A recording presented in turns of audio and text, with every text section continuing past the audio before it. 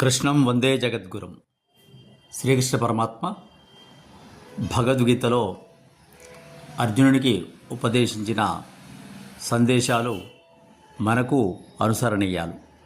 ప్రతిరోజు డాక్టర్ శ్రీమద్ భాగవతం శ్రీధరాచార్య గారు మనకు విశేషంగా శ్రీకృష్ణ పరమాత్మని యొక్క వివిధ రూపాలను, శ్లోకాన్ని, భావాన్ని అందిస్తున్నారు. మీరు ఒకసారి చదవండి, ఆనందించండి, ఆచరించండి. అమానిత్వం అదంభిత్వం అహింసా క్షాంతిరార్జవం ఆచార్యోపాసనం శౌచం స్థైర్యం ఆత్మవినిగ్రహ.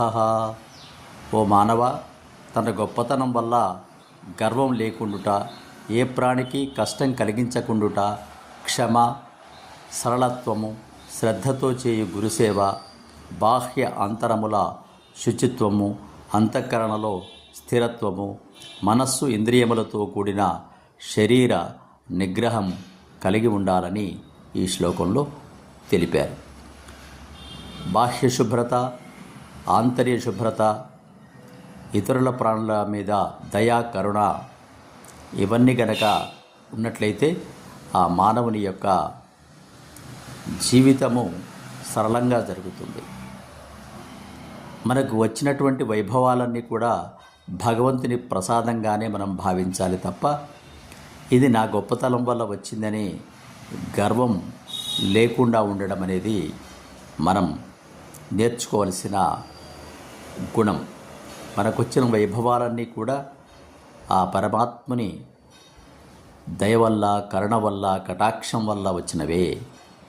అంతేకాని నా స్వయం ప్రతిభతో వచ్చినవి అని అహంకారం గనక, గర్వం గనక ఇతరుల పట్ల ప్రదర్శించినట్లయితే ఆ గొప్పతనాన్ని పరమాత్మ విరమించుకునే అవకాశం కూడా ఉంది. అందుకే జాగ్రత్తగా మన వైభవాలన్నీ కూడా పరమాత్మని యొక్క ప్రసాదంగా స్వీకరించాలని భగవద్గీతలో ఈ శ్లోకాన్ని చక్కగా వివరించారు. శ్రీధరాచార్య గారికి మరొక్కసారి కృతజ్ఞతలతో శుభం భూయాత్, సమస్త సన్మంగళాని భవంతు.